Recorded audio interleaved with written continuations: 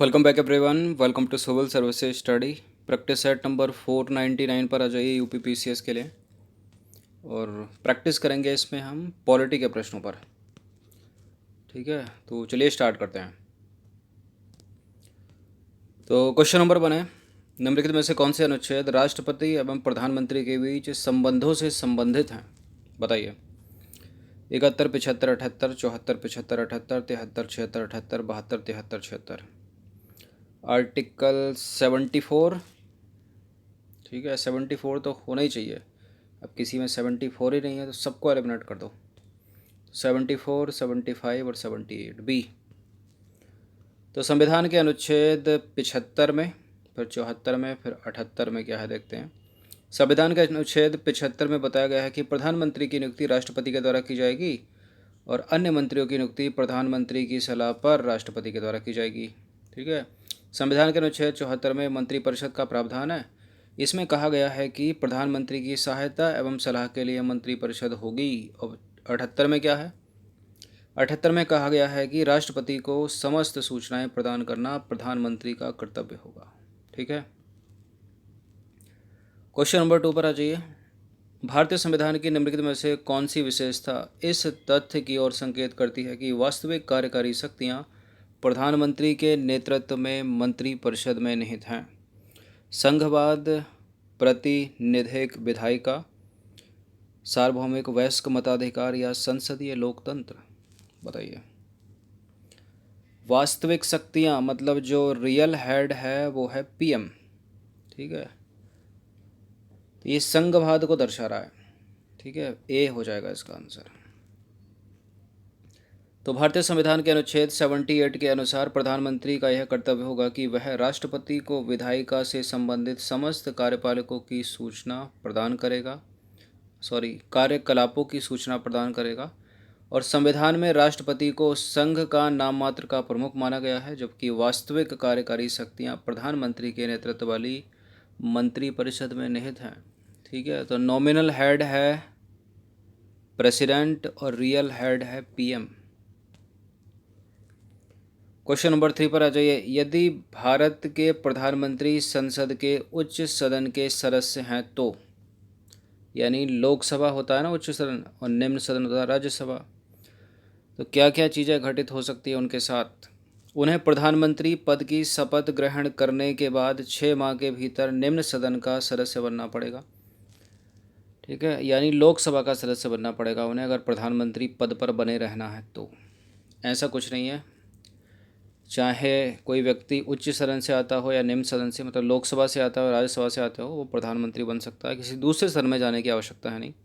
वो किसी भी सदन का सदस्य नहीं है तब भी वो व्यक्ति प्रधानमंत्री बन सकता है, बशर्ते 6 माह के भीतर उसको किसी भी, मतलब 2 ही तो सदन है, इनमें से किसी एक की सदस्यता उसको ग्रहण करनी पड़ेगी। केवल उच्च सदन में ही वक्तव्य दे सकता है, मतलब वक्तव्य तो दे ही सकता है, निम्न सदन में भी जाकर दे सकता है। गलत है दूसरी वाला भी। वे निम्न सदन में बजट पर नहीं बोल सकता। देखिए, बोल तो सकता ही है ना। वे अविश्वास प्रस्ताव की स्थिति में अपने पक्ष में वोट नहीं दे सकता, ये सही है। ठीक है, पहला वाला सही है, क्योंकि अविश्वास प्रस्ताव तो केवल लोकसभा में आता है, राज्यसभा से कोई लेना देना है नहीं इसका। तो प्रधानमंत्री यदि उच्च सदन यानी राज्यसभा का सदस्य होगा तो वह अविश्वास प्रस्ताव की स्थिति में अपने पक्ष में वोट नहीं दे सकेगा, परंतु वह लोकसभा यानी निम्न सदन में वक्तव्य दे सकता है। ठीक है, वक्तव्य की बात थी दूसरे तीसरे में जो भी थी। संसद के दोनों सदनों में से किसी सदन का भी व्यक्ति प्रधानमंत्री के रूप में नियुक्त हो सकता है, केवल उसे सदन में बहुमत प्राप्त होना चाहिए। ठीक है। क्वेश्चन नंबर 4 पर आ जाइए। कैबिनेट में सम्मिलित होते हैं मंत्री स्तर के मंत्री, कैबिनेट मंत्री, राज्य मंत्री, केवल कैबिनेट मंत्री, कैबिनेट राज्य और उप मंत्री। इंपॉर्टेंट है प्रश्न, बताइए। केवल कैबिनेट मंत्री या मंत्री स्तर के सभी मंत्री? सभी तो होगा नहीं। ठीक है, तो क्या होगा फिर, कैबिनेट मंत्री और राज्य मंत्री? नहीं, कैबिनेट स्तर में, कैबिनेट में सम्मिलित होते हैं केवल कैबिनेट मंत्री, जैसे कि डिफेंस मिनिस्टर हो गया, डिफेंस मिनिस्टर हो गया, फाइनेंस मिनिस्टर हो गया, होम मिनिस्टर, ठीक है, फॉरेन मिनिस्टर, ये सब। तो मंत्रिपरिषद में जो है 3 प्रकार के मंत्री होते हैं? कैबिनेट मंत्री, राज्य मंत्री और उप मंत्री। राज्य मंत्री को स्वतंत्र प्रभार मंत्री भी कहा जाता है। कैबिनेट में केवल कैबिनेट मंत्री शामिल होते हैं। इन मंत्रियों के पास केंद्र सरकार के महत्वपूर्ण मंत्रालय होते हैं, ठीक है, जैसे कि गृह मंत्रालय, रक्षा मंत्रालय, वित्त मंत्रालय, विदेश मंत्रालय और अन्य महत्वपूर्ण मंत्रालय। देखिए, कैबिनेट मंत्री कैबिनेट के सदस्य होते हैं और इसकी बैठकों में भाग लेते हैं तथा नीति निर्धारण में महत्वपूर्ण भूमिका निभाते हैं। अतः इनके उत्तरदायित्व की परिधि संपूर्ण सेंट्रल गवर्नमेंट पर है, पूरी केंद्र सरकार पर। क्वेश्चन नंबर 5 पर आ जाइए। भारत की प्रथम महिला प्रधानमंत्री का पूरा नाम बता दीजिए, क्या है? बताइए। इंदिरा नरेंद्र गांधी, इंदिरा राजीव गांधी, इंदिरा लक्ष्मी गांधी या इंदिरा प्रियदर्शनी गांधी? केवल 10% को पता होगा इसका उत्तर। Indira Priyadarshini Gandhi, option number D. तो इंदिरा प्रियदर्शनी गांधी 24 जनवरी 1966 से 24 मार्च 1977 तक लगातार 3 बार भारत की पहली महिला प्रधानमंत्री रही। इसके उपरांत 14 जनवरी 1980, 31 अक्टूबर 1984 तक भारत की चौथी बार प्रधानमंत्री थी ये। इंदिरा गांधी भारत की प्रथम प्रधानमंत्री थी जिनकी कार्यकाल के दौरान हत्या की गई। इंदिरा गांधी द्वारा जुलाई 1969 में 14 बैंकों का राष्ट्रीयकरण किया गया था, ठीक है। इंदिरा प्रियदर्शनी गांधी। क्वेश्चन नंबर 6 पर आ जाइए। सर्वप्रथम लोकसभा में अविश्वास प्रस्ताव का सामना करने वाले प्रधानमंत्री कौन थे? कौन थे? पीवी नरसिम्हा राव पहले ही थे, सबसे पहले तो, ठीक है, जवाहरलाल नेहरू। तो भारतीय संसद के इतिहास में पहली बार अगस्त 1963 में प्रजा सोशलिस्ट पार्टी के तत्कालीन सांसद जेबी कृपलानी ने जवाहरलाल नेहरू के खिलाफ अविश्वास प्रस्ताव रखा। यह अविश्वास प्रस्ताव पास नहीं हो पाया और अभी तक के इतिहास में सबसे अधिक 15 अविश्वास प्रस्ताव इंदिरा गांधी की कांग्रेस सरकार के खिलाफ आए थे, ठीक है। तो 2 तरह से याद रखिएगा। पहला अविश्वास प्रस्ताव पहले प्रधानमंत्री के खिलाफ ही आ गया था, ठीक है, और सबसे अधिक अविश्वास प्रस्ताव आए इंदिरा गांधी के खिलाफ। क्वेश्चन नंबर 7 पर आ जाइए। निम्नलिखित में से कौन पंचायती राज से संबंधित समिति है? अशोक मेहता समिति, जीवी के राव समिति, एलएम सिंघवी समिति या सारी की सारी समिति? बलवंत राय मेहता समिति भी है, पंचायती राज से रिलेटेड है ही नहीं इसमें ऑप्शन में। देखिए, अशोक राय मेहता समिति भी पंचायती राज से संबंधित है, जीवी की राव समिति भी पंचायती राज से संबंधित है, एलएम सिंघवी भी पंचायती राज से रिलेटेड है। तो सारे के सारे हो गए, डी हो जाएगा इसका आंसर। अगर इनको बढ़ते हुए क्रम में सजाएं कि इनमें से जो समिति पहले आई उसको पहले रखो, फिर बाद वाली बात, फिर उसके बाद वाली बात, तो क्या होगा क्रम? सबसे पहले अशोक मेहता आएगी, उसके बाद जीवी के राव आएगी, उसके बाद एलएम सिंघवी आएगी, इन तीनों से पहले आएगी बलवंत राय मेहता समिति। तो देखिए, पंचायती राज से संबंधित कुछ विभिन्न समितियां हैं, जैसे कि बलवंत राय मेहता समिति 1957 में बनी थी ये। इसके बाद 1977 में बनी अशोक मेहता समिति, 1985 में कुछ सालों के बाद बनी जीवी के राव समिति, फिर अगले ही वर्ष बनी एलएम सिंघवी समिति। चारों की चारों समितियां इम्पोर्टेंट हैं, पंचायती राज से संबंधित है, याद रखिएगा। और किस राज्य में लागू की गई थी पंचायती राज व्यवस्था सबसे पहले? राजस्थान में, राजस्थान के नागौर डिस्ट्रिक्ट में, और उसके बाद आंध्र प्रदेश में। क्वेश्चन नंबर 8 पर आ जाइए। भारत के उपराष्ट्रपति का पद किस देश के संविधान से लिया गया है? Britain, USA, Japan, Canada? बताइए। भारत के उपराष्ट्रपति का पद लिया गया है संयुक्त राज्य अमेरिका के संविधान से। तो देखिए, भारत के उपराष्ट्रपति का पद संयुक्त राज्य अमेरिका के संविधान से लिया गया है। उपराष्ट्रपति संयुक्त राज्य अमेरिका की सीनेट यानी उच्च सदन के अध्यक्ष के रूप में कार्य करता है। उसी प्रकार भारत में उपराष्ट्रपति राज्यसभा के पदेन सभापति के रूप में कार्य करता है। और भारत के संविधान के अनुच्छेद 63 में कहा गया है कि भारत का एक उपराष्ट्रपति होगा।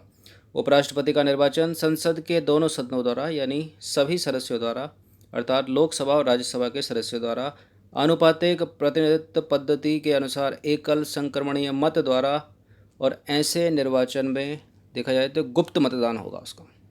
ठीक है। तो उपराष्ट्रपति के चुनाव में संसद के दोनों सदनों के सभी सदस्य भाग लेते हैं, और राष्ट्रपति के चुनाव में संसद के दोनों सदनों के केवल निर्वाचित सदस्य भाग लेते हैं। चीज़ याद रखिएगा। मौलिक अधिकार हैं कठोर, लचीले, वाद योग्य, गैर वाद योग्य। कई बार बताया है। देखिए यह है वाद योग्य। जो राज्य के नीति निदेशक सिद्धांत है ना, और मौलिक कर्तव्य, वो गैर वाद योग्य। तो संवैधानिक उपचारों संबंधी मूल अधिकार का प्रावधान अनुच्छेद 32 से लेकर 35 में है।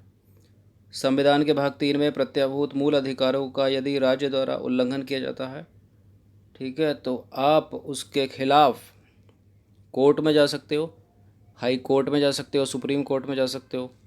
ठीक है, रिट के माध्यम से 32 के तहत सुप्रीम कोर्ट में जा सकते हो आप, 226 के तहत हाई कोर्ट में जा सकते हो। कई बार बताया है। ठीक है। तो मूल अधिकार वादे योग्य हैं, लेकिन इसके विपरीत देखा जाए तो डीपीएसपी वो अवादे योग्य हैं, गैर वादे योग्य हैं, या वादे योग्य नहीं हैं। मौलिक कर्तव्य भी वादे योग्य नहीं हैं। ठीक है।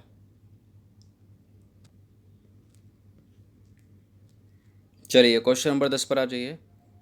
भारत के संविधान के निम्नलिखित में से कौन से अनुच्छेद में उपबंध है कि 14 वर्ष से कम आयु के किसी भी बालक को कारखाने में काम करने के लिए नियोजित नहीं किया जाएगा या किसी अन्य जोखिम भरे नियोजन में नहीं लगाया जाएगा? कौन सा आर्टिकल है?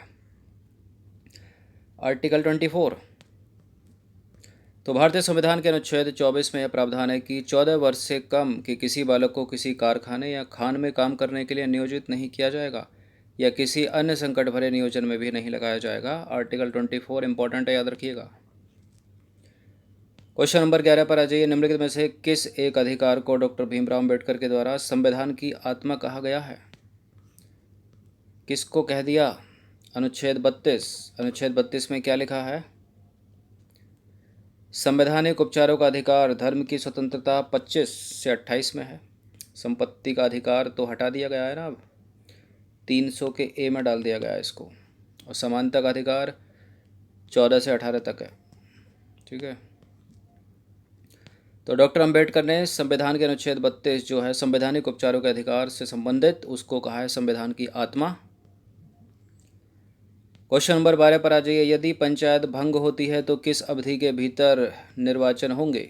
बताइए, 1 महीने के अंदर हो जाएंगे, या 3 महीना, या 6 महीने, या साल भर चाहिए? 1 साल कुछ ज़्यादा लंबी अवधि हो जाएगी। ठीक है, 6 महीने का टाइम।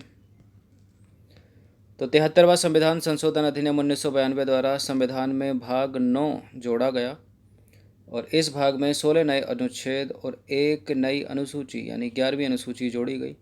इस भाग में पंचायतों का गठन, उनके निर्वाचन, शक्तियों इत्यादि का वर्णन किया गया है, और संविधान के अनुच्छेद 243 डी और 243 ई के तहत पंचायत भंग होने पर 6 माह के भीतर निर्वाचन होना आवश्यक है।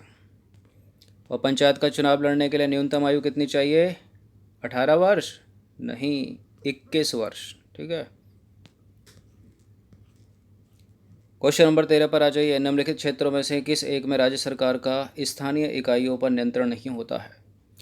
राज्य सरकार का स्थानीय इकाइयों पर नियंत्रण होता है कार्मिकों के मामले में, विधि निर्माण के मामले में, आर्थिक मामले में, नागरिकों की शिकायतों के मामले में नहीं होता है।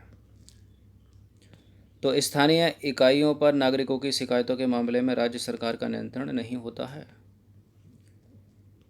क्वेश्चन नंबर 14 पर आ जाइए। 73वां संविधान संशोधन अधिनियम 1992 निर्दिष्ट करता है कि, क्या निर्दिष्ट करता है? देश में मजबूत एवं जीवंत पंचायती राज संस्थाओं की बुनियाद रखना। सी। तो 73वां संविधान संशोधन अधिनियम 1992 भारत में मजबूत एवं जीवंत पंचायती राज संस्थाओं की बुनियाद रखता है, और संविधान के भाग 9 के अनुच्छेद 243 से लेकर 243 ऋणा यानी 243 ओ तक में इसका उल्लेख जो है वो किया गया है। ये इंपॉर्टेंट है, ये भी याद रखिए। भाग 9 भी याद रखिए, और ये 73वां संविधान संशोधन कब हुआ था? 1992 में, ये भी याद रखिए। पंचायती राज से संबंधित है, ये भी याद रखिए। क्वेश्चन नंबर 15 है, भारत में राष्ट्रीय पंचायत दिवस मनाया जाता है। राष्ट्रीय पंचायत दिवस की बात हो रही है, 2 अक्टूबर लाकर इसको गलत मत कर दीजिएगा। अप्रैल में 24 अप्रैल को मनाया जाता है। तो 73वां संविधान संशोधन 1992 तत्कालीन प्रधानमंत्री बीपी नरसिम्हा राव के कार्यकाल में प्रभावी हुआ था और विधेयक को संसद द्वारा पारित होने के पश्चात 20 अप्रैल 1993 को राष्ट्रपति की स्वीकृति प्राप्त हुई और अगले दिन मतलब 4 दिन बाद यानी 24 अप्रैल 1993 से 73वां संविधान संशोधन अधिनियम लागू हुआ। तो ये लागू होने की डेट है 73वें संविधान संशोधन को, ठीक है। इसी कारण 24 अप्रैल को राष्ट्रीय पंचायत दिवस के रूप में मनाया जाता है, ठीक है। चलिए क्लियर। तो 15 प्रश्न थे ये, इनकी प्रैक्टिस एक बार कर लीजिएगा, ठीक है। प्लेलिस्ट इसकी बना रखी है। मॉर्निंग में यूपी पीसीएस और आरओ से रिलेटेड या दूसरे कम्पिटिटिव एग्जाम से रिलेटेड एक टेस्ट पड़ता है करंट अफेयर्स का, उसको ज़रूर देखा कीजिए। आप सब्सक्राइब कर सकते हो सिविल सर्विस स्टडी चैनल को और बेल आइकन को प्रेस रखिए लेटेस्ट वीडियो का या टेस्ट का नोटिफिकेशन पाने के लिए। धन्यवाद।